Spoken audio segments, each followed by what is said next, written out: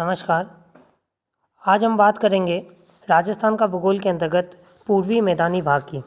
पूर्वी मैदानी भाग राजस्थान का एक प्रमुख भौतिक प्रदेश है जो अरावली के पूर्व में 50 सेंटीमीटर समवर्षा रेखा के पूर्व भाग पर नदियों द्वारा निर्मित एक मैदानी खंड के रूप में हमें दिखाई देता है। तो हमें सबसे पहले पूर्वी मैदान की आपको मुख्य विशेषता अरावली पर्वतमाला के पूर्वी भाग में जो नदियों द्वारा निर्मित है, और अगर इसका विभाजन हम समवर्षा रेखा के आधार पर करें तो 50 सेंटीमीटर समवर्षा रेखा के पूर्व का भाग।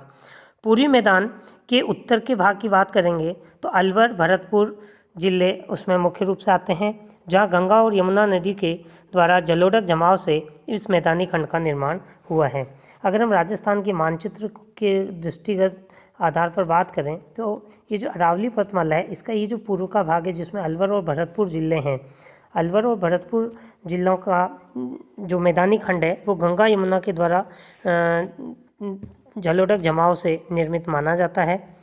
मुख्य अगर हम जिलों की विस्तार की बात करें तो देखिए अलवर, भरतपुर, करौली, सवाई माधोपुर, जयपुर, टोंक, दौसा, भीलवाड़ा, डूंगरपुर, बांसवाड़ा और प्रतापगढ़ जिलों का कुछ भाग इसमें मैदानी खंड में, जहाँ की नदियाँ अपने विशाल मैदान का निर्माण करती है, इस पूर्वी मैदानी खंड का विस्तार मिलता है।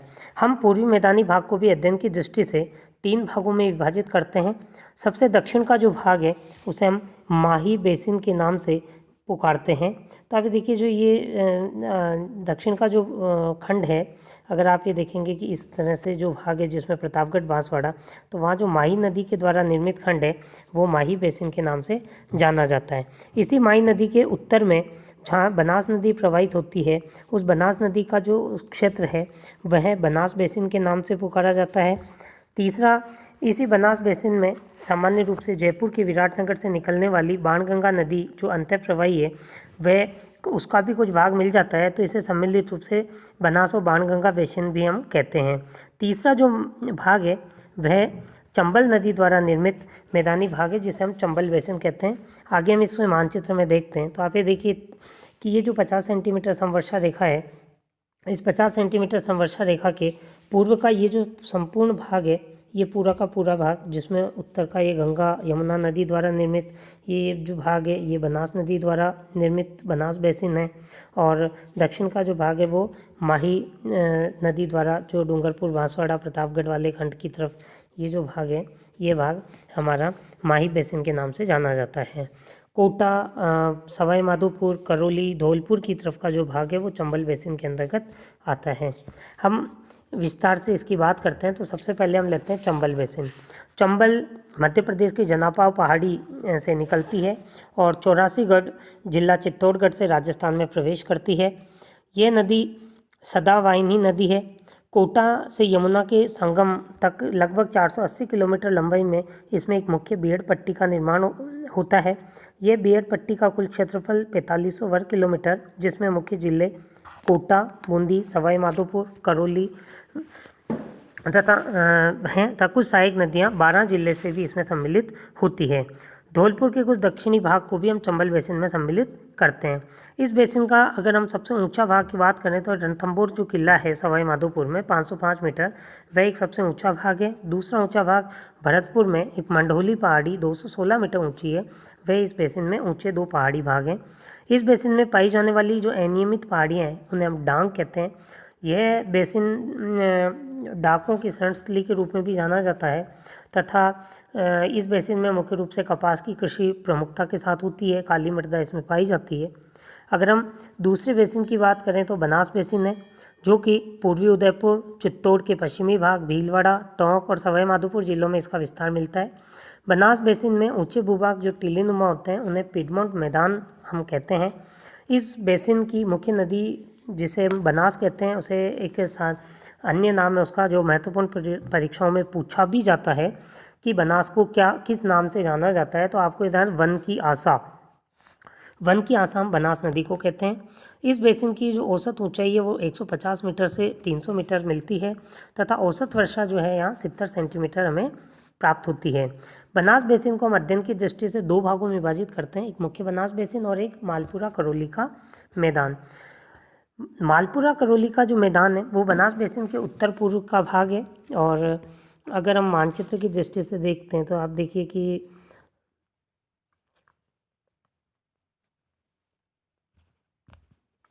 ये जो खंड है सामान्य रूप से ये वाला भाग, ये पूरा का पूरा मुख्य रूप से जो भाग है ये भाग हमारा, इसमें जो उत्तर का भाग है वह कहलाता है मालपुरा करौली का मैदान। इसकी औसत ऊंचाई 280 से 400 मीटर के मध्य मिलती है। मालपुरा करौली का मैदान आगे जाकर करौली के बीहड़ क्षेत्रों में मिल जाता है। संपूर्ण बनास बेसिन में बनास के अतिरिक्त जो मुख्य नदियाँ प्रवाहित होती है वो बेड़च, कोठारी, मानसी, धुंध, मोरेल, गंभीरी, मैनाली, खारी नदियाँ मुख्य हैं। तीसरा माही बेसिन, जो इसका विस्तार दक्षिण पूर्वी उदयपुर, प्रतापगढ़, बांसवाड़ा, डूंगरपुर जिलों में है। इस बेसिन की औसत ऊंचाई 200 से 400 मीटर के मध्य मिलती है। बांसवाड़ा व डूंगरपुर में अत्यधिक विच्छेदित भाग बांगड़ कहलाता है। प्रतापगढ़ व बांसवाड़ा के मध्य का भाग छप्पन का मैदान कहलाता है। इस बेसिन का ढाल प्रवणांक, अगर हम बात करें ढाल की मात्रा की, तो 8 से 12 मीटर प्रति किलोमीटर मिलता है। ये अति तीव्र ढाल प्रवणांक की श्रेणी में आता है। एक इम्पोर्टेंट प्रश्न है जो विभिन्न प्रतियोगी परीक्षाओं में पूछा जाता है कि सबसे तीव्र ढाल प्रवणांक हमारे यहाँ किस बेसिन का मिलता है, तो आपको माही बेसिन करना है। माही बेसिन के क्षेत्र में ढाक या पलास, खेर के वृक्षों की प्रधानता मिलती है। माही बेसिन का जो क्षेत्र है वो प्राकृतिक घास के भाग या बीहड़ क्षेत्र भी कहलाता है। अब हम बात करते हैं इसके साथ ही एक दक्षिण पूर्वी पठार या हड़ौती पठार, जो कि चौथा महत्वपूर्ण भौतिक प्रदेश है राजस्थान का। जब हम राजस्थान के भौतिक प्रदेशों का अध्ययन कर रहे हैं तो उसे 4 भागों में विभाजित हमने किया था। तो जो सबसे महत्वपूर्ण भौतिक विभाग था वो हमारा मरुस्थलीय भाग था। मरुस्थलीय भाग के बाद हमारी अरावली श्रेणी थी। अरावली श्रेणी के बाद हमने तीसरा जो भौतिक प्रदेश का अध्ययन किया वो पूर्वी मैदानी खंड था।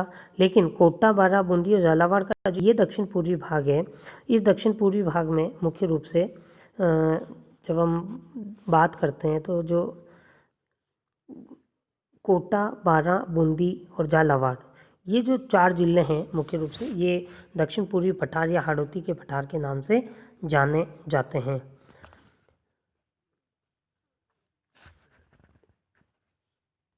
इसकी अगर विस्तार की बात करें तो कोटा, बूंदी, बारा, झालावाड़ के साथ साथ चित्तौड़गढ़ की एक भैंसगढ़ तहसील और भीलवाड़ा की जो बिजोलियाँ तहसील है वो भी इसमें सम्मिलित की जाती है। पूर्वी, दक्षिणी और दक्षिण पश्चिमी सीमाएं इसकी मध्य प्रदेश के साथ लगती है। हाड़ा वंश के शासकों का अधिकार होने से ये हाड़ौती पठार कहलाता है। यह पठारी भाग मालवा पठार का उत्तरी विस्तार माना जाता है। और इस पठार की जो प्रमुख नदी है वो चंबल है और इसकी सहायक जो नदियाँ हैं वो काली सिंध, पार्वती और परवन है। महान सीमा भ्रंश के रूप में बूंदी व सवाई माधोपुर की पहाड़ियाँ इसकी उत्तर पश्चिमी सीमा बनाती है। विभिन्न प्रतियोगी परीक्षाओं में प्रश्न पूछा भी गया है कि महान सीमा भ्रंश कहाँ स्थित है, तो बूंदी और सवाई माधोपुर की पहाड़ियों के जो क्षेत्र है वहाँ महान सीमा भ्रंश की स्थिति बनती है। इस भूमि का ढाल अगर बात करें तो दक्षिण से उत्तर की ओर है, अर्थात इसका जो सारा ढाल है वो दक्षिण दिशा से उत्तर की ओर आता है, इसलिए सारा का सारा जल उत्तर दिशा की ओर प्रवाहित होता है। ये संपूर्ण पठारी भाग विभिन्न खंडों में विभाजित है और हम उनसे विभिन्न खंडों में ही अध्ययन करेंगे। तो इसका जो पहला खंड है वो है विंध्यन कगार भूमि के नाम से। विंध्यन कगार भूमि मुख्य रूप से बलुआ पत्थर से निर्मित है और इसका जो मुख है वो दक्षिण और दक्षिण पूर्व की ओर है। इसकी औसत ऊंचाई 300 से 550 मीटर मिलती है। दूसरा एक महत्वपूर्ण भाग ऊपरमाल का पठार है जो कि बूंदी, भीलवाड़ा को चित्तौड़ जिले के का जो भाग है भैंसगढ़ तहसील जो कोटा के साथ सटा हुआ है, रावत भाटा वाला क्षेत्र, वहाँ बलुआ पत्थर युक्त एक पठारी भाग है। यहाँ बलुआ पत्थर युक्त सैंडस्टोन बहुत अधिक मात्रा में इमारती पत्थर निकलता है। बहुत ही खनिज संसाधन की दृष्टि से एक संपन्न क्षेत्र है। तीसरा भाग है बूंदी की पहाड़ियाँ, जो बूंदी उसके समीपवर्ती भाग में 96 किलोमीटर लंबी पहाड़ियों का अनुक्रम मिलता है जिसकी दिशा उत्तर पूर्व से दक्षिण पूर्व की ओर अर्थात अर्धचंद्राकार आकृति में है। अर्धचंद्राकार आकृति का सेंस इस तरीके से है, उत्तर पूर्व से दक्षिण पूर्व। इसकी ऊंचाई 300 से 350 मीटर है। इसका सर्वोच्च शिखर है सतूर जिसकी ऊंचाई 353 मीटर मिलती है। चौथा मुकंदरा की पहाड़ियाँ, इनकी लंबाई 120 किलोमीटर है। उत्तर पश्चिम से दक्षिण पूर्व में यह अर्धचंद्राकार आकृति में है। औसत ऊंचाई इसकी 335 मीटर है। इसका सर्वोच्च जो शिखर है वह चंदवाड़ी क्षेत्र में 517 मीटर मिलता है। तो सामान्य रूप से अगर औसत ऊंचाई की बात करें तो 335 से 503 के मध्य इसकी औसत ऊंचाई है।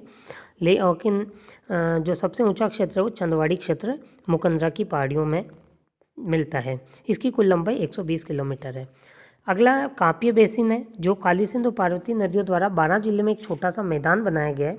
तो काली सिंध और पार्वती के द्वारा जो मैदान बनाया जाता है उसे काप्य बेसिन के नाम से हम जानते हैं।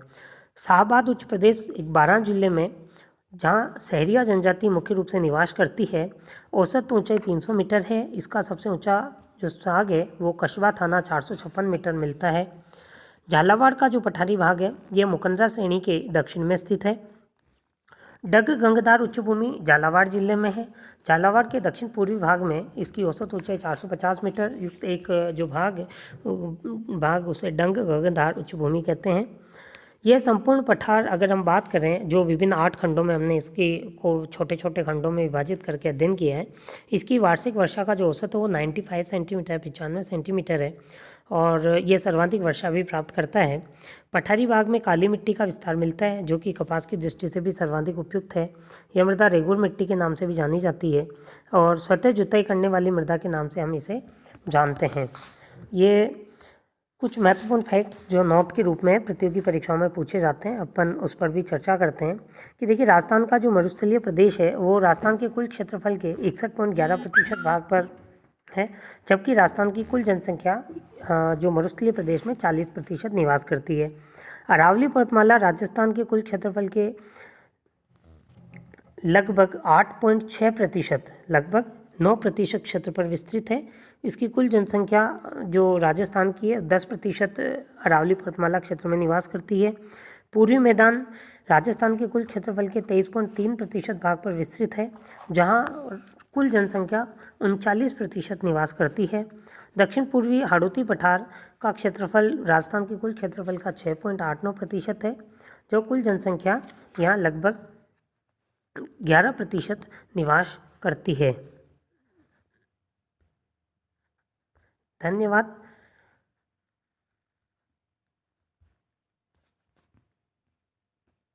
आप निरंतर अपना अध्ययन सुचारू रूप से जारी रखेंगे और श्री प्रताप सिंह बारठ राजकीय स्नातकोत्तर महाविद्यालय का भूगोल विभाग इस कोरोना की विकट परिस्थिति में आप लोगों के ऑनलाइन अध्ययन के लिए सदैव तत्पर है। आप छात्रों से अनुरोध है कि आप इस YouTube चैनल के माध्यम से अपना अध्ययन निरंतर रूप से जारी रखें। धन्यवाद।